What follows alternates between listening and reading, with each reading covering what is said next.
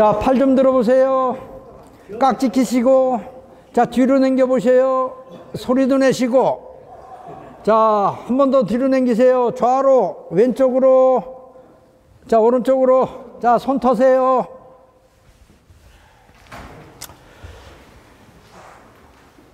아니, 일하시다가 앉아있으니까 졸리시고 힘드실 텐데 조시는 분이 하나도 안 계시네.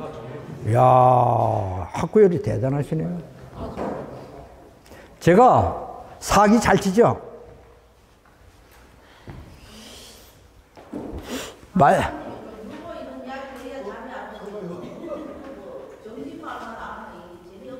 아, 그래요? 저희 동네 이장님이 아직도 서로 농사를 짓고 계세요. 장비가 못 올라가요. 경사가 많이 져갖고. 자, 땅 얘기 나오면 다들 졸더라고요. 근데 농사는 땅 얘기를 좀 해야 돼요.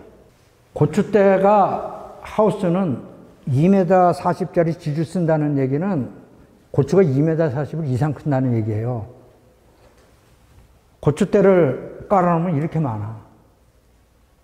이거 어떻게 할까? 예?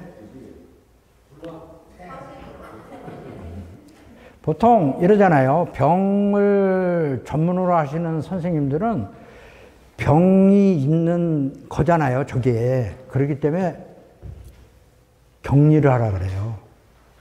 소각을 하든 격리를 해서 없애라 그러시거든. 그런데 특히 탄저병 같은 경우는 옆집 할머니가 농사 잘못해서 오는 게 아니에요. 탄저병은 내 밭에서 오거든. 내 밭에 탄저병이 없는 밭이 우리 대한민국에는 거의 없다 해도 무방할 정도로 탄저병균들이 다 내 밭에 있어요. 그래서 내 밭에서 탄저병이 와요. 하우스도 어려울 거 없어요. 빗물 뚝뚝 떨어지면 탄저병 다 걸려. 빗물 맞은 데는 걸린단 말이에요. 이게 탄저병인데 그럼 탄저병만 있는 것도 아니고 온갖 병이 다 있단 말이야. 얘를 격리를 하라 그래요. 그러면 우리가 코로나 때문에 3년간 고생했잖아요. 마스크 쓰고 아프신 분들은 격리하고 그랬지만은 어떻든 식물도 병리학이라고요. 병리학으로 따지면 격리하고 소화하는 게 맞습니다. 그런데 자연의 일부라고 보면은 얘기는 달라지거든요. 우리 땅에는 미생물이 무지무지하게 많아요. 거기에는 탄저병도 있고 우리가 좋아하는 유산균도 있고요. 광합성균도 있고 고초균도 있고 다 있어. 인간이 미생물 종류 분석해갖고 이름 붙여놓은 거는 불과 수백 개밖에 불과해요. 그러면 땅속에 미생물이 얼마나 많냐? 300평에 1cm씩 땅을 훑어가지고 미생물을 다뤄보면 개수가 1경에 가까운 미생물이 있답니다. 저는 쉬어볼 수가 없어. 1경이 어디까지 있는지 몰라. 공이 몇 개야 돼? 1경이에요. 그렇죠? 100만이면 6개야. 그 다음에 나 안 쉬어봐서 몰라요. 그 정도로 많은 미생물 안에 저 탄저병균이 좀 들어가 본들 뭔 문제가 있을까? 만약에 땅속에 탄저병균이 들어가서 문제가 된다면 그 땅은 못 쓰는 땅이에요. 썩은 땅이잖아. 죽은 땅이잖아. 땅은 위대하거든요. 그래서 저거를 땅속으로 돌려주기 시작했어요. 특히 노지 같은 경우는 탄저병으로 쓸고 가면 친환경으로 하면 고추가 한 개도 없어요. 다 탄저병으로 닦아요. 그래서 땅으로 돌려주고 해보니까 몇 년이 지났겠죠? 걸리는 건 동일하더라. 그래서 이제 경북대 김병수 교수님한테 얘기하고 분석을 했더니 이렇게 잔사라 그래요. 저거 로타리 쳐서 땅속에 돌려주면 탄저병균이 늘어날 수도 있고 줄어들 수 있는데 그거는 환경이다 이거예요. 통계적으로 보면 그렇게 큰 문제 있을 수는 없다. 이런 말씀하시죠. 그리고 나만 그렇게 한 게 아니고 많은 사람들이 그걸 해본 결과 10년이 지나 보니까 않는 집보다 는 집이 훨씬 좋더라. 뭐가 땅이. 그래서 눈 감고 그냥 넣으세요. 이제는 이런 말씀드려. 깨때 태우잖아. 들깨 억시다고 그냥 로타리 쳐서 드세요. 들깨 때 털은 자국에서는 탄저병도 안 걸려. 관찰력이 부족하십니다. 이런 말씀을 드리거든요. 그러니까 잔사는 땅으로 돌려주십시오. 요거 들깨 때는 이렇게 팥에서 이게 저 파쇄기 있잖아요. 파쇄해서 넣는데 그럴 필요 없어요. 그냥 로타리 쳐서 넣으면 됩니다. 아, 처음에 뭐 그러냐고 이것도 해보고 별걸 다 했어요. 그 다음에 우드칩을 파쇄목을 이렇게 정기적으로 투입을 해요. 이게 저런 거를 처음에 제가 농사 시작하고서는 유기물을 구할 길이 없어가지고 태국에서 유칼립투스 슬라이스 친 거에 우드칩 수입을 했어요. 수입을 해서 투입을 했다고요. 아, 되게 힘들더라고요. 못 구했어, 우드칩을. 그래갖고 팽현한 거를 투입했어요. 왕겨 기약 넣으면 안 돼요. 왕겨는 잘 안 썩어요. 그래서 재수 없으면 농사 못 져요. 재수 좋으면 괜찮고요. 그게 재수로 농사 지면 안 되거든요. 팽현한 거는 안 썩는 그런 층을 깨준 거거든요. 그래서 잘 썩어요. 이건 6개월이면 완전히 갑니다. 자, 이런 걸 왜 하느냐? 이유가 있을 거 아니에요. 땅 속에 유기물의 함량을 올려주기 위해서 하는 거거든요. 유기물의 함량을 왜 올려야 되느냐? 미생물의 먹이가 유기물이거든요. 유기물이 꼭 미생물의 먹이만은 아니에요. 여러 가지가 있지만은 땅심이 좋으려면 미생물이 많아야 되고 유기물이 많아야 돼요. 옛날에 1950년대 이전에 60년대 이전에 우리나라 농부들은 뭘 했습니까? 옛날에 비료 없었어요. 화장실도 밖에서 보면 안 됐잖아요. 집에 와서 보고 그걸 차곡차곡 해갖고 퇴비해서 집어넣었잖아. 그렇게 농사졌어요. 유기농이 원조는 대한민국이에요. 5,000년의 역사라고. 지금 뭐 유기농을 뭐 유럽에서 코덱스니 뭐니 따왔지만은 실제 유기농은 대한민국이에요. 그렇게 농사를 졌단 말이에요. 근데 어느 순간에 우리는 가짜 퇴비 넣고서 그게 유기물이라고 얘기하는 거거든요. 근데 현실적으로 퇴비를 내가 만들면 좋은데 그게 어렵잖아. 그러니까 저는 이렇게 유기물을 생짜로 환원시키고 그렇게 하고 있습니다. 어떤 선생님들은 이런 말씀 했어요. 생짜로 저렇게 우드칩 넣는 거에 대해서는 엄청 싫어하셔. 위험하다고. 병 때문에 망할 수도 있습니다. 그 교수님들 얘기가 틀린 건 아니에요. 그래서 꼭 지켜야 될 게 있어요. 침엽수는 넣으면 안 돼. 소나무, 낙엽송, 침엽수는 들어가면 안 돼요. 침엽수에는 소나무 밑에서 풀이 잘 자라요, 안 자라요? 안 자라요? 안 자라요. 걔들은 나오는 성분 자체가 발화율, 생육을 억제하는 그런 물질이 나와. 특히 송진 이런 것들은 굉장히 그런 걸 가져요. 왜? 쥐들이 먹고 살아야 되잖아요. 추운 데서 클래니까. 쥐들 생명을 위해서 존재하는 거니까. 그래서 침엽수를 쓰려면 85도씨 이상의 고온에서 퇴비화 작업을 해야 돼요. 그래서 퇴비화가 필요한 거예요. 퇴비화도 고온의 퇴비화 작업을 안 한 퇴비는 위험해요.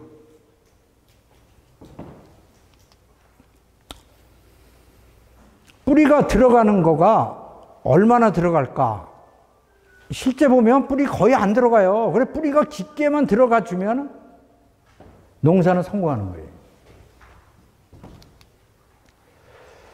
제가 물빠짐 안 좋으면 바닥을 파갖고 돌 있으면 돌 다 깨버려요. 물빠짐 안 좋으면 유공관 깔아버려요. 그래서 이 경사짐은 위에는 물빠짐 좋잖아요. 위에는 백날 줘봐야 안 돼. 땅속이 물이 차 있으면 꼬라지 안 돼요. 그래서 물빠짐 때문에 이제 이런 작업을 계속 하고 있고요. 이 마사예요. 정한점은 마사도 투입해서 객토도 시키고. 그러니까 고추만 하니까 이런데 올인하고 있습니다. 유공관을 과수에만 까는 게 아니에요. 노지든 하우스든 물빠짐 안 좋으면 다 깔아. 하우스 하시는 분이 계시는 모양인데 하우스 농사는 염류 집적이 가장 큰 문제예요. 물을 대갖고 빼질 않는 이상은 염류는 쌓일 수밖에 없어요. 그런데 하우스 농사에서 염류 이시값이 올라가더라도 그런 대로 농사를 지려면 pH를 맞춰야 돼요. pH를 맞추는 방법은 쉽지가 않은데 유기산을 계속 쓰면은 굉장히 유리해요. 하우스에서는 비료 쓰는 거 절제해야 되고요. 물 잘 쓰면은 괜찮거든요. 그래서 이식값이 다소 오르더라도 유기물 함량 올리고 pH 맞춰주면 돼요. 그 중에서 부식도가 가장 좋은 휴믹산 이런 거 쓰면은 고추 농사에서는 해볼만 해요. 그래서 하우스 하시면은 이런 거는 기억해 주시면 좋고요. 그 다음에 퇴비차, 저는 퇴비차 되게 좋아하거든요. 미생물 센터에서 주죠. 열심히 갖다 넣으세요. 미생물의 효과가 있다 없다 그렇게 생각하지 마시고, 미생물은 지 나름대로 지 역할이 있잖아요. 그래서 이 퇴비차를 해주면, 이제 퇴비차가 미생물도 공급하는데 그 양은 얼마 안 돼요. 기술센터에서 미생물은 1억 마리를 주는 거고 얘는 수십 마리밖에 없어요. 같은 양에. 그러니까 기술센터 미생물은 고급. 근데 얘가 좋은 게 만들기가 쉽고요. 두 번째는 퇴비 부산물이라 킬레이터화된 그런 성분들이 많이 나오거든요. 그 다음에 퇴비가 좋은 게 식물에 우리가 아는 그 16대 성분 말고도 생리 활성 물질들이 많아요. 그래서 비료 줄 때, 관주로 비료 줄 때 얘하고 섞어주면요, 비료 흡수율이 굉장히 좋아요. 해보시면 알아. 달라요. 그리고 뽑아보시면 뿌리가 확실히 달라. 그래서 이렇게 돈 안 들이고 하시면 돼요. 이제 하우스나 노지나 클로렐라, 그 동영상에 쳤던 게 클로렐라예요. 클로렐라만 그냥 친 게 아니고 아미노산 섞어서 쳐줬어요. 아미노산은 비료예요. 말이 멋있죠, 아미노산. 아미노산이 됐든 소고름이 됐든 다 비료라고요. 예, 쳤는데 이 클로렐라 같은 경우 특히 하우스 같은 데서 치면은 잎이 두꺼워지고요. 그래서 신가루니 이런 병의 저항성이 되게 좋아요. 튼튼해져.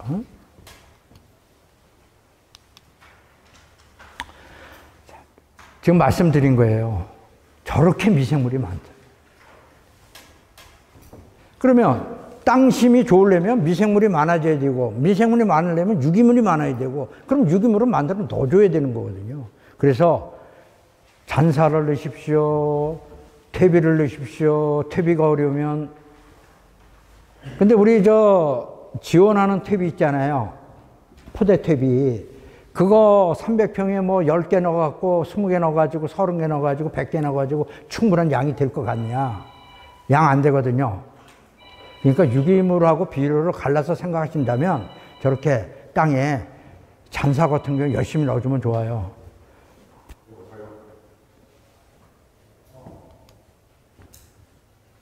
유기물은 불에 타는 거, 무기물은 불에 안 타는 거예요. 그래서 완전히 부식이 된 것들, 그러니까 완전 부식이라 그러면 우리 눈에 보이는 게 석탄이에요, 석탄. 그러니까 부식된 휴믹산 이런 게 거의 석탄화된 거거든요. 그 정도의 성분들이 땅 속에 얼마나 있느냐가 굉장히 중요한 겁니다. 그래서 이런 부식 문제를 좀 생각해 보신다면 땅은 좋아져요.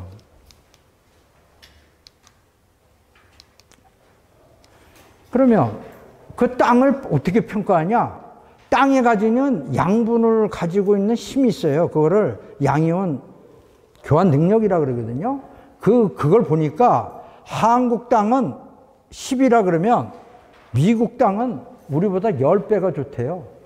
우크라이나 지금 전쟁 중이잖아요. 거기 곡창지대잖아요. 거기는 우리보다 20배가 좋거든요.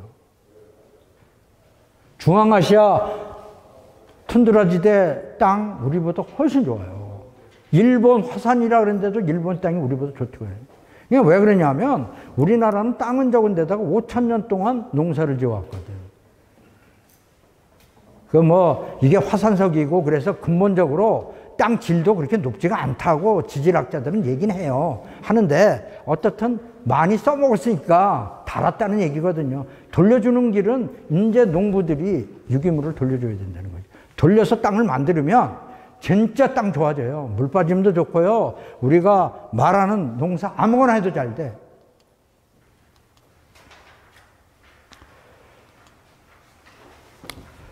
그래서 땅심을 올리면은 됩니다. 땅심 올리는 거 고민할 거 없어요. 넣으시면 돼.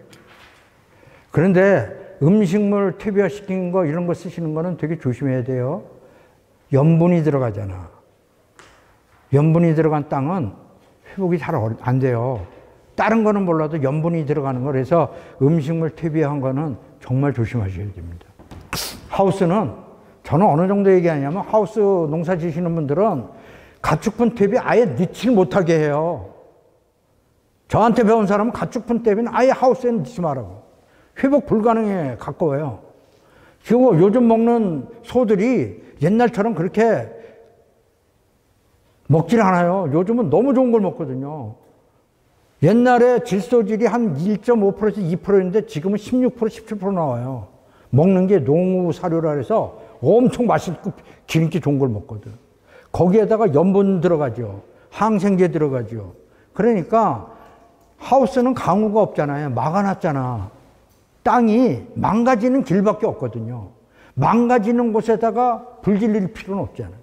그래서 하우스 하시는 분들은 정말 그런 퇴비 넣지 마십시오. 넣어서 농사 잘 짓는 사람도 있는데 넣어서 망한 사람이 많아요. 넣어서 괜찮은 사람보다 망한 사람이 훨씬 많다는 거죠. 10에 2은 성공했고 8은 다 망했어요.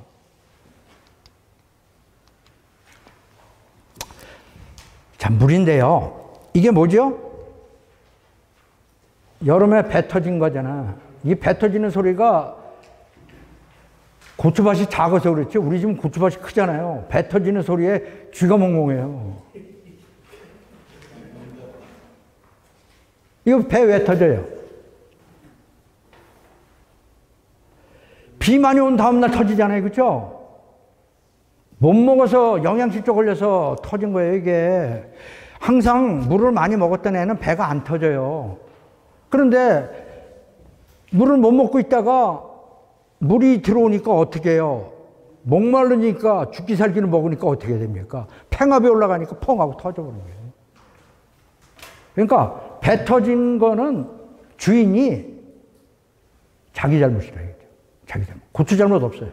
괜히 고추 품종 갖고 얘기해. 저거 말에 품종이 잘못됐다는데 배 터진 거는 주인 잘못이에요.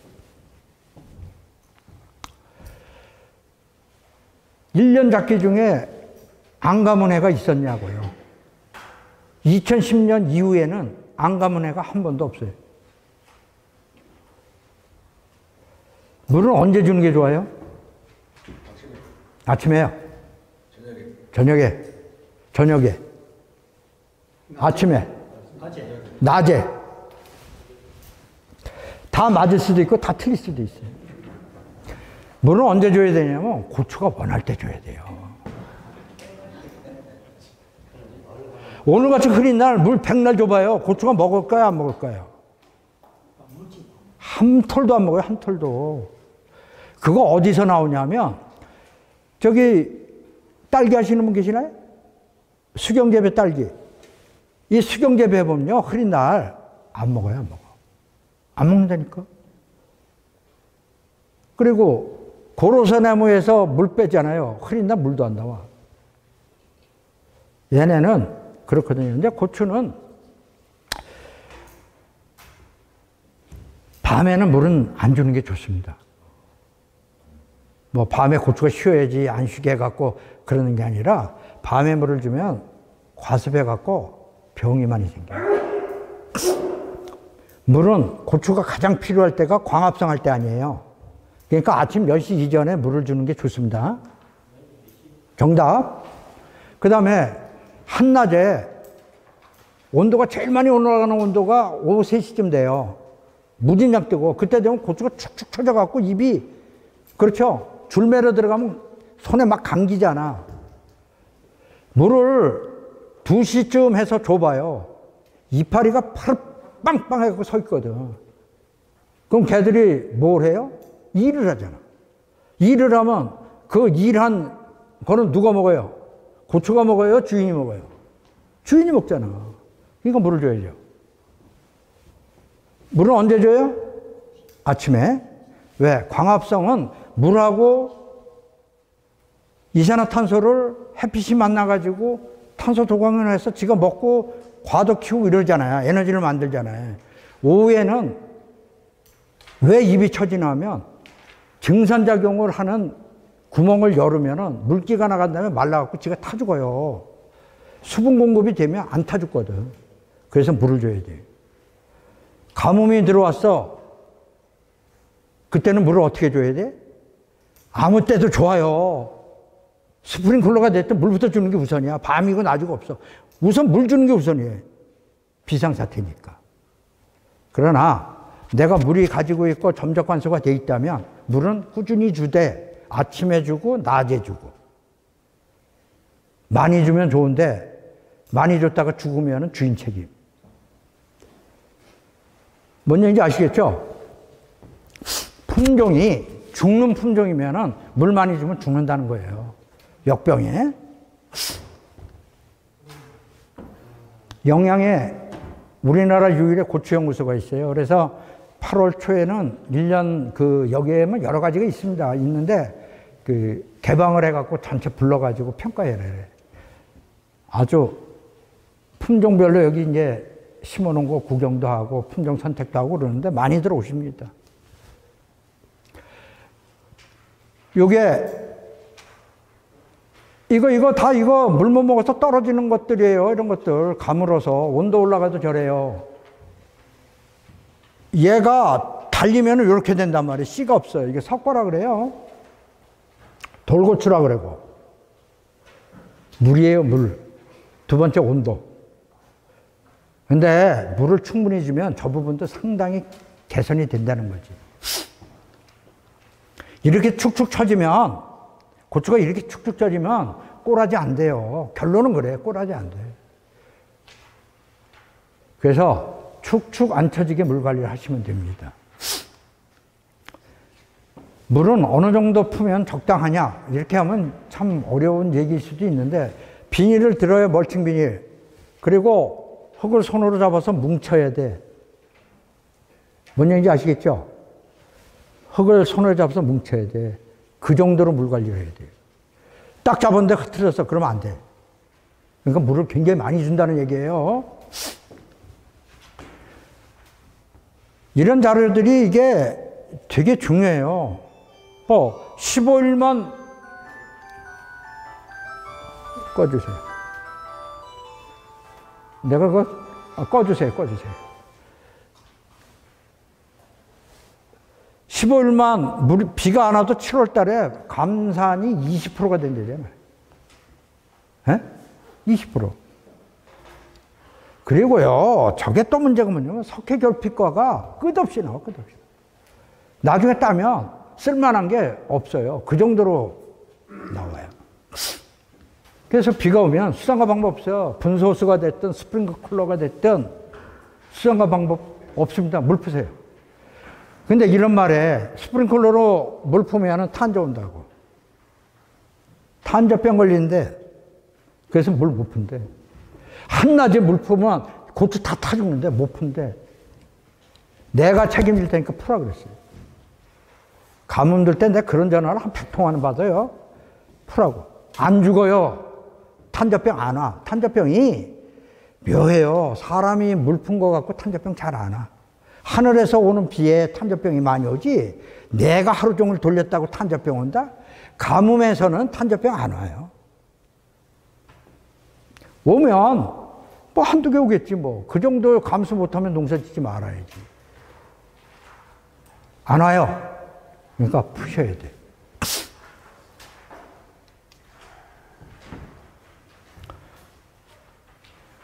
자, 광합성은 보통 10시 전에 최대화되니까 요때 물을 푸면 좋은데, 고추는요, 보통 여름 되면 새벽 4시 반이면 해가 뜨잖아요. 그죠? 여명이 쫙 일하기 시작하니까 물은 5시부터 들어가면 좋아요. 나는 5시, 7시, 10시, 2시 이렇게 4번까지 들어가거든요. 고온계는. 그 정도로 물을 많이 들어요. 물 저거 스마트팜이에요. 스마트팜 아주 쉬워. 그 플러그인 타이머 있어요. 플러그 꽂으면 시계 있어요. 17,000원. 영양에서 요즘 올라서 2만 원 될 거예요. 칠곡에서는 15,000원. 영양 엄청 비싸. 거기에 시간 맞춰놓고 코드 꽂아놓으면 지시간 되면 물 딱딱 들어가. 스마트팜 아주 쉬워요. 그렇게 해서 자동 걸어놓으면 지시간 되면 물 들어가. 그래서 열어가지고 잡아보니까 물이 충분해. 그러면 들어가는 횟수를 줄이면 되고요. 부족해 하면 늙으면 되잖아. 눈금 하나가 15분짜리. 그게 제일 싸. 눈금 하나가 2분짜리는 비싸. 근데 2분짜리 필요 없어요. 15분짜리 충분해.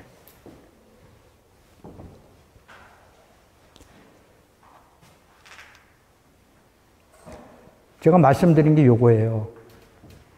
일부러 써놨어요. 또 잊어먹으실까봐. 그 다음에 물 주는 방법인데, 내 땅이 모래 땅이냐, 참흙 땅이냐에 따라서 물 주는 방법이 달라요. 모래 땅은 많이 주면은 아무 의미가 없어요. 모래 땅은 조금씩 자주 주는 게 최고예요. 그 석회 결핍가가 가장 많이 나오는 땅들이 모래 땅이에요. 물은 자기는 충분히 줬대. 충분히 준 건 맞아. 한 번에 왕창 줬거든. 안 돼요, 이게. 그래서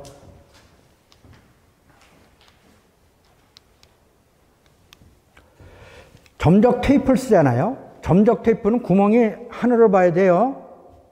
구멍이 밑으로 가면 물을 다 주고 나면 이게 비잖아요. 진공이 돼갖고 흙에 있는 게 물이 딸려 들어가는 수가 있어요, 역으로. 그때 구멍을 다 막어. 그래서 점적 테이프는 하늘 보고 까는 거예요. 하늘 보고 까는 거고요. 하우스는 이렇게 두 줄을 까는 게 좋아요. 노지는 하나만 까도 돼요. 왜냐하면 하우스는 물을 푸면 얘가 이쪽 가고 이쪽으로 잘 안 가.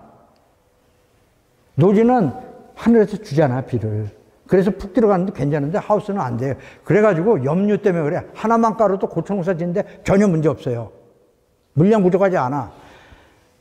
근데 물이 안 가면 비료는 안 녹아요. 그래서 하우스는 지금 이렇게 두둑이 씌워지지 않습니까? 그러면 여기 전체가 물이 다 들어가야 돼. 그래서 두 개를 까시는 게 좋아요. 오이 같은 경우는 물량 때문에 세 개를 깔아요. 그런데 고추는 물량은 부족하지 않아. 한 개만 해도. 그 다음에 점적은 20cm 보통 쓰시면 돼요. 15cm 쓴다고 좋지는 않아. 그러니까 20cm 쓰시면 되고요. 압력 보상형은 압력이 낮아도 전체가 균일하게 가는데 그거는 특수한 경우는 이게 비싸요. 압력 보상은 한 노래 한 50만 원 줘야 돼요. 일반은 우리 한 7만 5천 원이면 사거든요. 그냥 일반 쓰시면 되는데 펌프로 하시면 좋고요. 그 점적 테이프 하나가 구멍에서 물이 얼마나 나오냐? 구멍 하나에서 1시간 동안 1리터 물이 나와. 생각보다 많이 나와요. 그런데 아주 효율적으로 나와요. 점적 관수를 어떻게 만들었냐면 이스라엘이 농사를 짓기가 좋은 데가 아니잖아요. 모래 땅이니까. 그래서 물을 이렇게 펐단 말이에요. 펐는데 어느 날 보니까 구멍이 나갖고 이렇게 turu룩 떨어진 데서 작물이 무지무지하게 잘 자라더라. 그래가지고 개발된 게 점적 관수고 얘만큼 좋은 건 없는 것 같아요.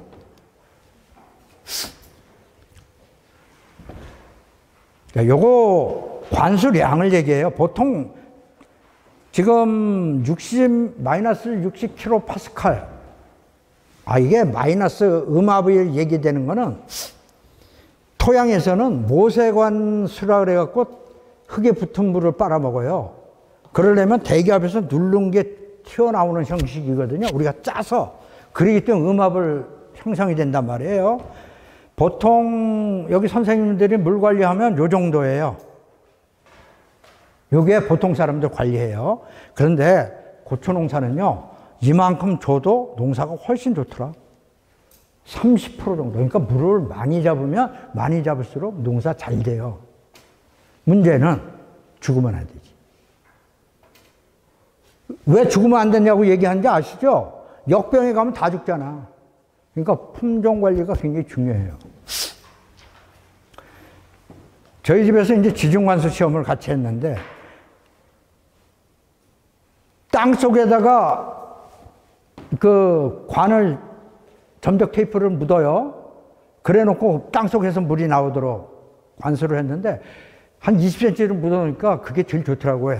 물 나오는 데까지 뿌리가 내려가거든요. 많이. 그러니까 잘 돼. 그건 맞는데, 해마다 그거 빼냈다 끼웠다 이게 할 수가 없어. 그래가지고 시험하고 말았어요.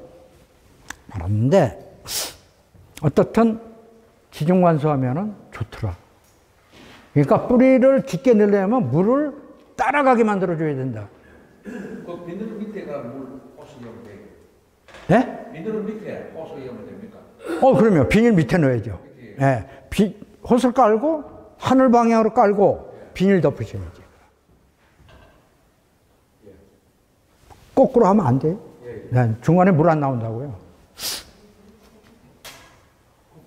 그래서,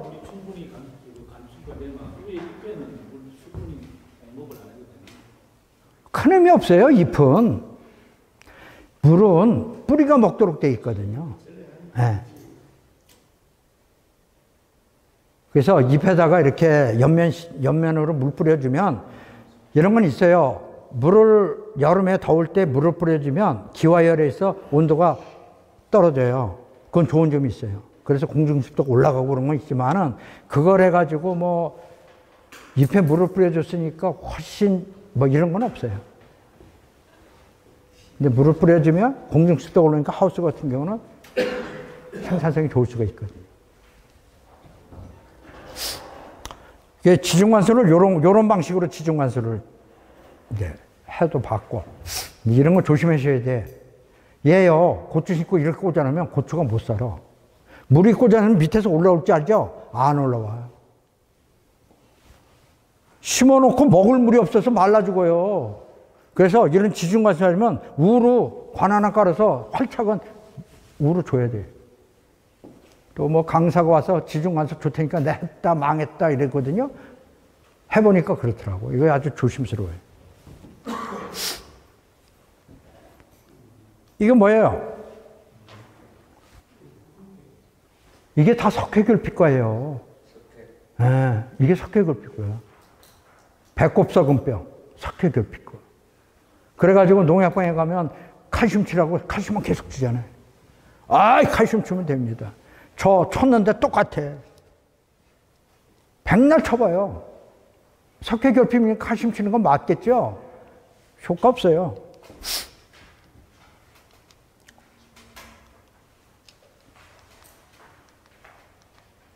이게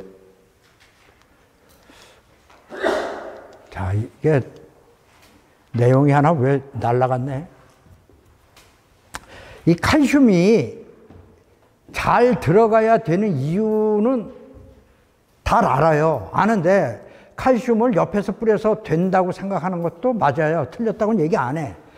그러나 칼슘이 제대로 순환이 되려면 물이에요, 물. 석회결핍과는 물이 잘못돼서 그런 거지 칼슘이 없어서 그런 거 아니에요. 지금 밑비료로 준 칼슘도 충분해요. 그래서 물만 충분히 가면 석회결핍과가 없어야 맞아. 그런데 요즘은 대과종이로 품종이 크다 나니까 일부 나와. 일부는 나올 수 있지만 대량은 안 나오거든요. 물 관리만 잘하면 석회결핍과는 끝난다. 이 칼슘의 역할이 뭐냐면 여기 세포와 세포 사이를 이어주는 세포 사이의 벽, 고기를 칼슘이 관여해요. 그래가지고 얘를 얼마나 단단하게 잡아주느냐 아니냐에 따라서 얘가 단단하고 안 단단하고 차이가 있는 거거든요. 그래서 칼슘의 역할이 중요한데 칼슘을 늘상 쳐준다고 해서 고추는 좋으냐? 고추는 대답 안 하더라고. 약 칠 때마다 칼슘 넣는 사람 있어요. 그러면 칼슘빨은 받는지 모르는데 약빨은 안 받아. 그러니까 약 칠 때 또 말씀을 드릴게요. 비료는 균형 시비가 굉장히 중요합니다. 요소 주면은 고추는 잘 크는데 고추 안 달아요. 크냐고. 하여튼 질소, 인산, 가리에 대한 균형이 어떻게 맞았느냐에 따라서 생산성은 최고고요. 이게 지속적으로 고추가 필요한 거예요. 한꺼번에 많이 준 거 아무 의미가 없어요. 지속적으로 비료를 얼마나 줬느냐에 따라서 고추는 생산량을 달리합니다. 고추 크기가 8월 중순이면 두물째쯤 딸 때예요. 9월 하순이면 요래. 점점 작아져. 많이 작아져요. 이거를 극복하는 거는 추비예요, 추비. 십이처방서 받아보시잖아요. 안 했으면 십이처방서 받으세요. 공짜로 해주잖아요, 지수센터에서. 땅 흙 떠다주면 해줘요. 해주면 여러 가지가 있는데 그 중에서 우선 봐야 될 게 요거 산도하고 유기물 함량을 좀 보실 필요가 있어요. 산도하고 유기물 함량인데 산도가 5 이하로 내려가면 그거 석회시비 안 하면 참 농사 짓기 어려워요. 잘 안 돼. 그래서 고추 농사가 되려도 산도를 맞춰주시면 되고, 전기전도도 20값이라는데 이게 하우스 같은 경우 뭐 7, 8 나오면 굉장히 애로사항 많아요. 저거 어떻게 떨굴지 고민하셔야 되고요. 그 다음에 12량을 결정해요. 이렇게. 그러면 내가 결정된 12량에 밑비료를 얼마나 치면 좋을까? 저는 이렇게 그래요. 한 40%는 밑비료 치고 60%는 추비료 하십시오. 이렇게 말씀 많이 하거든요. 반반 해도 되고. 밑비료가 적게 들어가면은 고추는 재미없더라고. 그러니까 밑비료가 들어가야지 추비료만 한 것보다는 훨씬 낫더라고요.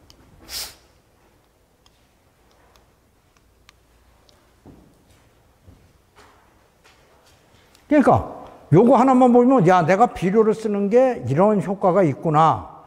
황이 있죠, 황이 마늘 하시는 분들 있잖아요. 마늘에 알린 성분 맛을 좋게 해주는 황이 들어간 게 훨씬 좋아요. 고추는 황이 들어갈 때 그래서 매운맛이 더 강해지거나 이렇지는 않아요.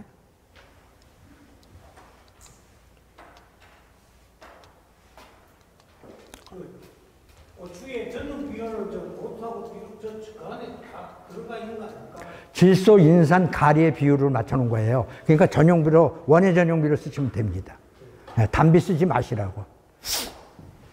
그 다음에 이 비료 공정구역에 보면 여러 가지가 있어요. 우리가 사종복비를 주로 많이 쓰는데 유기질 비료 쓰잖아요. 혼합 유박. 유박은 법에 질소, 인산, 가리의 7% 이상을 맞추도록 되어 있고요. 이 유박 쓸 때는 내용을 좀 보셔야 돼. 위로 올라갈수록 비싼 거, 밑으로 내려갈수록 싼 거예요. 원자재가.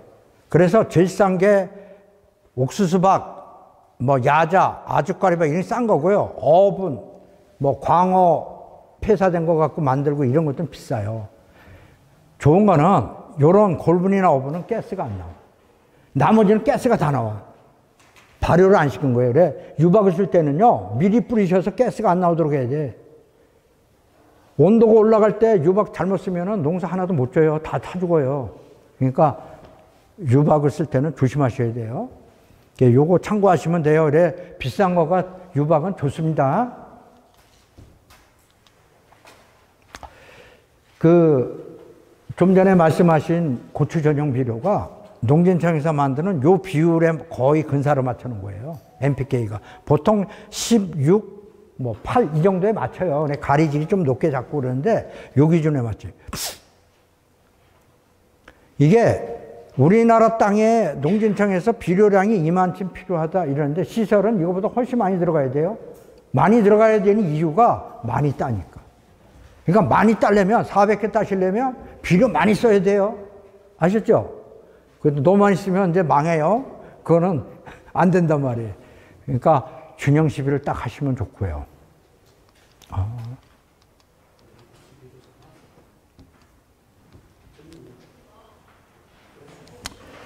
자, 이제 관수하는 방법인데, 노지 같은 경우는 물을 풀 때요, 한 달에 한 번 정도는 비가 많이 올 만큼 물을 많이 퍼줘야 돼요. 근데 한 달에 한 번은 비가 많이 와요. 그래서 풀 일이 없는데 가뭄이 계속된다면, 2달, 3달 된다면 한 달에 한 번 정도는 헛골에 들어가서 푹푹 빠질 정도로 물을 한 번씩 퍼줘야 돼요. 노지. 나는 물을 많이 펐는데도 그런 정도 갖고 되지가 않는다는 거예요. 그 하우스는 뭐 그렇게 할 필요는 없는데 노지는 그런 게 있어요. 자, 하우스 같은 경우도 노지든 비료를 일주일에 한 번 넣어주는 게 제일 좋아요. 그게 안 되니까 한 달에 한 번은 줘야 되는데, 이 한 달에 한 번 주는 것보다는 일주일에 한 번 주는 게 좋고, 더 좋으면 매일 주면 좋아요. 근데 매일 주기가 쉽지가 않잖아요. 그거는 이렇게 완전히 양액 재배하는 사람들처럼 기계화가 돼야 되는 거고, 자동화가. 우리처럼 이렇게 사람들이 비료를 넣는 거면 일주일에 한 번이면 최적이에요. 양도 훨씬 많아요. 한 달에 한 번씩 넣는 거하고 일주일에 한 번씩 넣는 거하고 수량 차이가 많이 나요. 다른 사람보다 배를 많이 따고 싶으려면 배만큼의 노력이 필요해야 돼요.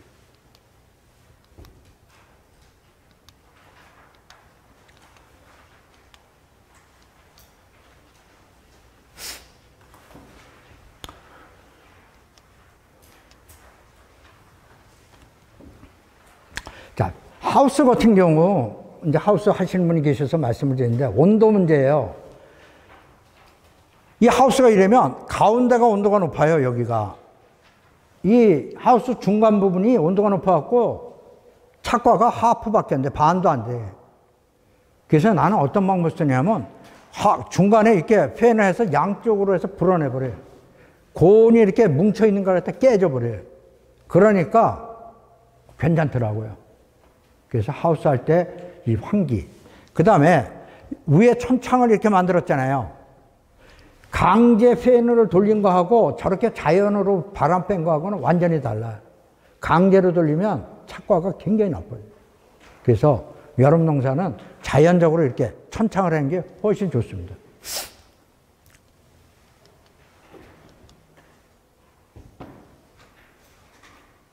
그리고 하우스에 이게 지금 헛골 작업하는 거거든요. 헛골을 파서 일항으로 올리는 작업을 하는 게, 하우스는 일항이 가는 데는 계속 거기만 가.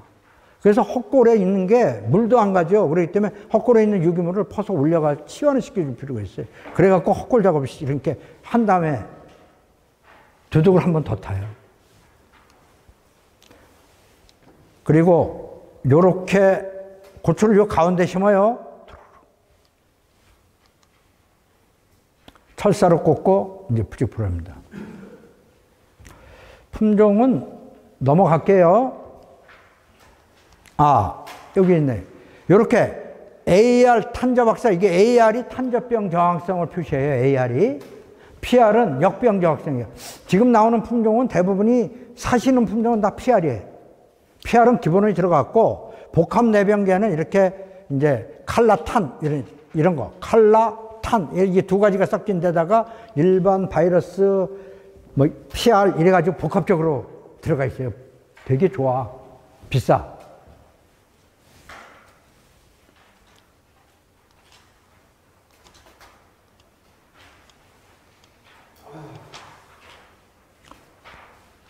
육묘를 안 하시니까 요거는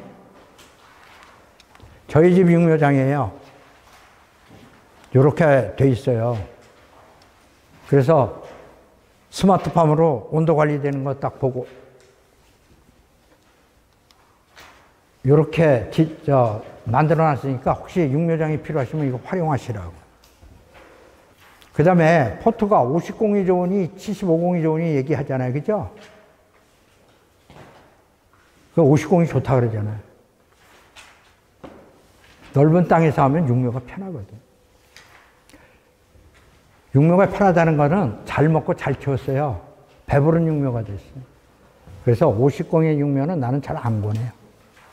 72공의 육묘가 강건하고 애들이 스트레스를 많이 받아서 큰 놈이라 좋다고. 근데 육묘장은 하여튼 그렇습니다. 그래서 요거는 순을 딱 자르면 가운데 순이 잘렸어요. 그러면 떡잎에서 순이 나와. 그래갖고 두 개를 뽑아 올린 거예요.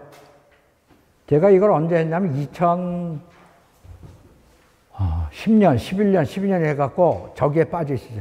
접목을 하고 나면 총량이 버리기가 아깝잖아. 그래갖고 저걸 키워갖고 순을 뽑아 올렸어요. 야, 고추 엄청 좋아.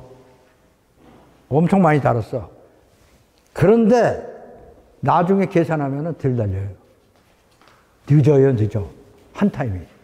저거 올라와서 촛물 따기가 한 타임이 늦어. 그러다 나니까,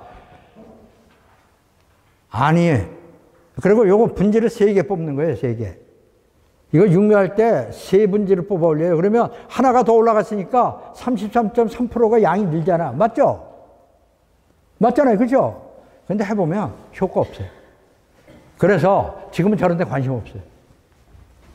그냥 있는 데서 착과를 올리는 게 최선이다. 3분지니 다분지니 이런데 현혹되지 마시라고 말씀드려요. 나는 관심이 없습니다. 그리고 모종은 작아야 돼. 큰 거는 쓸모없는 거예요. 고추 모종은 작아야 돼요. 작으면 작을수록 좋다. 근데 너무 작아갖고 심어갖고 다 파묻히면 안 되잖아요. 그래도 30cm는 넘으면 별로예요. 그런데 사셔서 심을 때 보면 다 커. 이유가 있어요. 큰 거 순으로 팔리더라고. 좋다, 큰 거 순으로. 그리고 작은 거는 선물로 줘요. 근데 모종은 크면 안 좋아요. 자, 요게 정답이에요. 색깔이 마음에 들고, 뿌리가 노화가 된 거 뽑아보면 노래요. 뿌리가 좀 싱싱하고, 작고, 절간장이거든요. 짧고, 이러면 좋아요. 절간장이 대표적인 게 잎과 잎 사이의 거리예요. 이게 늘어난 것만큼 위에가 계속 커. 찍찍 늘어나.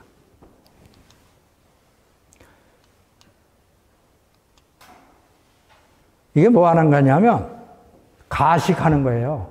파종해서 가식하는 거. 요거는 접목하는 거예요. 접목을 하면 하우스 같은 경우는 좋은 게 굉장히 많아요. 근데 저거 할 때 손이 되게 많이 가거든요. 뿌리는 토양병에 굉장히 강한 거. 줄기는 우리 토종고추 같은 게 병이 굉장히 약해요. 엄청 약해갖고 농사가 안 될 정도인데 맛있는 고추. 그래갖고 2개를 잘라 붙이는 거예요. 이거, 예? 변목했는 거는 폭이 얼마서 합니까? 한 폭에 요새 한 850원쯤 하나 봐요. 우리 농가에서 접목을 제가 가장 많이 할 거예요. 우리가 1년에 한 2만 주 정도 하니까. 그러면 모종 한 판에 100개짜리면 8만 5천 원이네. 그렇죠. 그렇죠. 근데도 살 데가 없어요. 해주질 않아요. 이렇게 하니까 손이 엄청 가죠. 그리고 저걸 살려내려면 중환자실에서 일주일이 있어야 되거든요. 관리 잘못하면 다 죽어요. 여기서부터는 쉬었다가 하도록 하겠습니다. 20분에 시작할게요. 저 시계로.